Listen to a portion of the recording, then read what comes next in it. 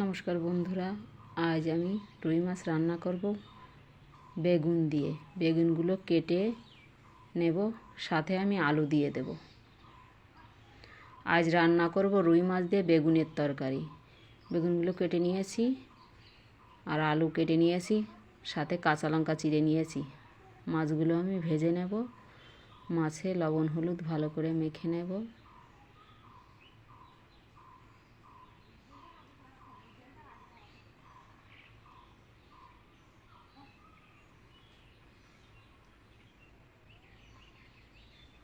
কড়াই বসিয়ে দিয়েছি, তেলও দিয়ে দিয়েছি কড়াইতে।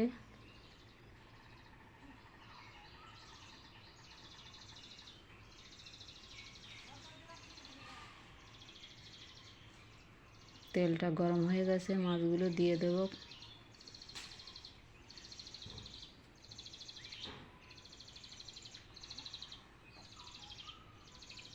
মাছগুলো আমি উল্টে পাল্টে ভেজে নেব, উল্টিয়ে দেব।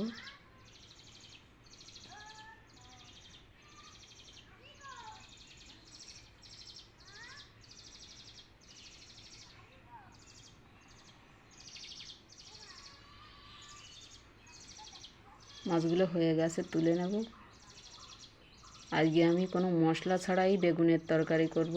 এভাবে খেয়ে দেখবেন, খেতে খুব ভালো লাগে। আমি বাকি মাছগুলো ভেজে নেব।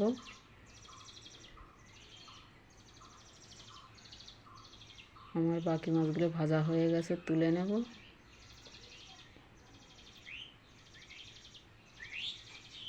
কড়াইয়ে তেল রয়েছে, আমি আর তেল দেবো না। আলুটা দিয়ে দেব, কাঁচা লঙ্কাটাও দিয়ে দেব চেরা। স্বাদ মতো লবণ হলুদ দিয়ে আমি আলুটা একটু ভেজে নেব।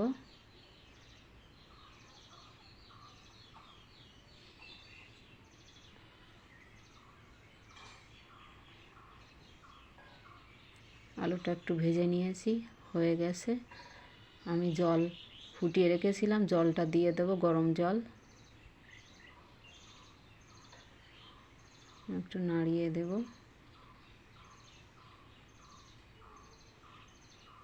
পরিমাণ মতো জল দিয়ে আমি ঢাকা দিয়ে এটা জাল করে নেব। জাল করে নিয়েছি, কিছু সময় আমি একটু নাড়িয়ে দেব। ঝোলটা একটু কম হয়েছে, এবার আর একটু ঢেকে দেব। আর একটু নাড়িয়ে দেব, ঝোলটা আর একটু কম হয়ে গেছে। আমি কেটে রাখা বেগুনটা এবার দিয়ে দেব।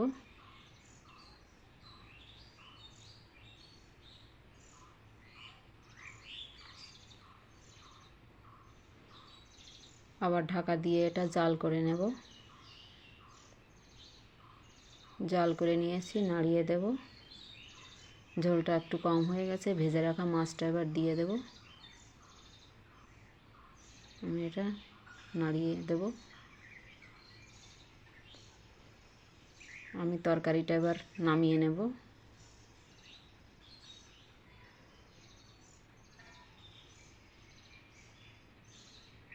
কড়াইতে তেল দিয়ে দিয়েছি, কটা রাঁধুনি ফোড়ন দিয়ে দেব। আমি রাঁধুনিটা একটু ভালো করে নাড়াচাড়া করে ভেজে নেব। একটু সময় নিয়ে ভেজে নিতে হবে, না হলে তরকারিটা ভালো লাগবে না।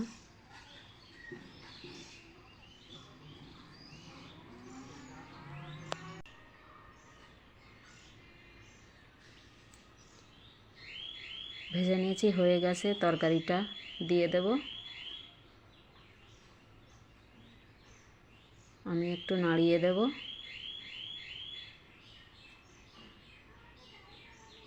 জাল করে নেব আমি। ঝোলটা কম হয়ে গেছে, নাড়িয়ে দেব। তরকারিটা হয়ে গেছে, নামিয়ে নেব। রুই মাছ দিয়ে বেগুনের তরকারি, এই রেসিপিটা যদি ভালো লাগে লাইক কমেন্ট শেয়ার করবেন, আর আমার চ্যানেলটা অবশ্যই সাবস্ক্রাইব করবেন। ধন্যবাদ। আপনারা অবশ্যই এভাবে ট্রাই করবেন।